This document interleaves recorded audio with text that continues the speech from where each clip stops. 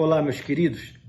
Como já vimos, à luz dos versos 14 até o 16 do capítulo 5 do Evangelho de Mateus, o projeto de construção da nossa vida deve obedecer a 3 princípios básicos.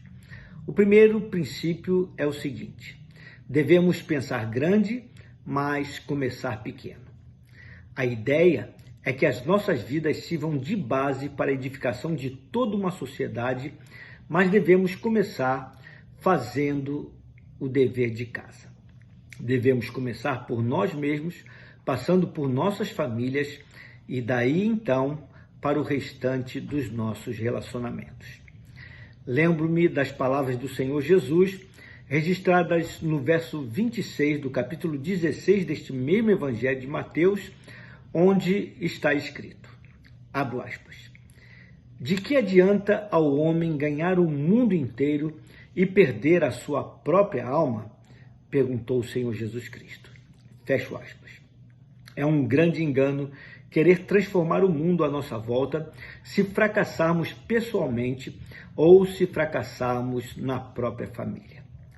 O segundo princípio é: devemos pensar numa cidade iluminada, mas não podemos nos esquecer que a nossa própria luz tem de brilhar. Ao declarar, abro aspas uma vez mais, assim resplandeça a vossa luz diante dos homens, para que vejam as vossas boas obras e glorifiquem o vosso Pai que está nos céus. Fecho aspas. Jesus tinha em mente que cada um de nós, os seus legítimos seguidores, reflitamos a sua luz na própria vida. A nossa vida deve servir de luzeiro para aqueles que muitas vezes caminham neste mundo sem qualquer tipo de luz. Perdidos em seus valores, confusos em suas ideias e sem parâmetros emocionais e espirituais saudáveis. O terceiro princípio é: devemos desenvolver estratégias, mas não podemos nos esquecer que o verdadeiro sucesso acontece de forma natural. A ideia é que ao edificarmos as nossas próprias vidas, devemos colocá-la em lugar de destaque e segura. Não como uma maneira de nos sobrepormos aos outros, nem tampouco com o objetivo de buscarmos segurança pessoal, mas sim como forma de fazer resplandecer a nossa luz diante das pessoas, com o claro objetivo de abençoá-las, já que tal luz procede da vida de Cristo que ilumina a nossa própria vida. E como nós fazemos isto? Observando os princípios da vida de Cristo na nossa própria existência. Jesus fez uma declaração muito interessante com respeito aos seus princípios, conforme consta dos versos 17 até o 20 do capítulo 5 deste mesmo Evangelho de Mateus, onde assim nós podemos ler.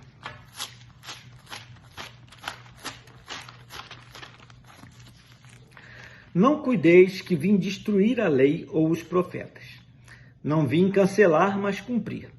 Porque em verdade vos digo que até que o céu e a terra passem, nenhum jota ou um tio jamais passará da lei, sem que tudo seja cumprido. Qualquer, pois, que violar um destes mandamentos, por menor que seja, e assim ensinar aos homens, será chamado o menor no reino dos céus. Aquele, porém, que os cumprir e ensinar, será chamado grande no reino dos céus. Porque vos digo que se a vossa justiça não exceder a dos escribas e fariseus, de modo nenhum entrareis no reino dos céus. Como resta claro, devemos observar e ensinar os seus mandamentos todos, inclusive aqueles considerados pequenos. A nossa sociedade está cada vez mais avessa a cumprir leis e regras. Uma geração tem se levantado e se notabilizado por ser reagente à autoridade em todos os níveis. Filhos não querem obedecer aos pais, mulheres não querem submeter-se aos seus maridos no exercício do seu papel como esposa, homens não querem submeter-se a Cristo no exercício de seu papel como marido, empregados não querem submeter-se aos seus patrões e, de maneira geral, Homens e mulheres, independentemente da função ou papel que exerçam na sociedade, não querem submeter-se a Deus. E aqui se incluem também muitos dos que se dizem crentes em Deus e que têm se tornado ávidos ouvintes da palavra, mas tardios praticantes do que ouvem e aprendem, conforme bem afirmou Tiago no verso 22 do capítulo 1 da sua carta. A tal ponto que justificam as palavras do escritor da carta aos Hebreus, no capítulo 5, verso 12, onde assim nós lemos, abro aspas uma última vez, porque devendo já ser mestres pelo tempo, ainda necessitais de que se vos torne a ensinar quais sejam os primeiros rudimentos da palavra de Deus, e vos haveis feito tais que necessitais de leite e não de sólido mantimento. Meu querido, minha querida, se você deseja de fato construir uma existência que redunde na glória de Deus, então você deve buscar cumprir tudo aquilo que Deus diz.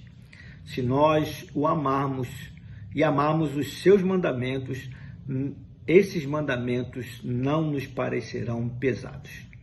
As pessoas, de maneira geral, querem ser livres, só que confundem liberdade com falta de compromisso. Deus nos chamou para a liberdade, mas requer de nós compromisso com Ele e com a sua palavra, pois somente os dois podem, de fato, nos libertar. Reflita a este respeito. Vamos orar? Paizinho, nós temos princípios muito claros da tua parte de como nós devemos edificar toda uma sociedade. E começa com a nossa própria existência, refletindo a tua luz perante os homens, para que vejam as tuas boas obras e glorifiquem ao Senhor, para que eles vejam Cristo em nós. Nós devemos começar conosco, então com a nossa família, e assim, de alguma forma, nos expandimos para toda a sociedade à nossa volta, até onde nós podemos alcançar. Mas para isso, Senhor, nós temos que estar firmados nos teus conselhos, nos teus ensinos, nas tuas verdades, porque só essas verdades poderão nos dar o caminho da liberdade e da confiança plena em Ti, e assim nós poderemos resplandecer a Tua luz. Ajuda-nos, dá-nos a Tua graça, que possamos amar o Senhor, respeitar o Senhor e buscar cumprir todos os Teus conselhos, porque Teus conselhos são bons e eles abençoam as nossas vidas e a vida dos outros. Ajuda-nos, Senhor Deus, é a oração que fazemos no nome de Jesus. Amém. Meu querido, minha querida, seja um imitador de Cristo, observe os princípios da sua palavra e você experimentará a alegria de ver resplandecer a sua luz na tua própria vida, abençoando assim a vida de outros. E que Deus também te abençoe.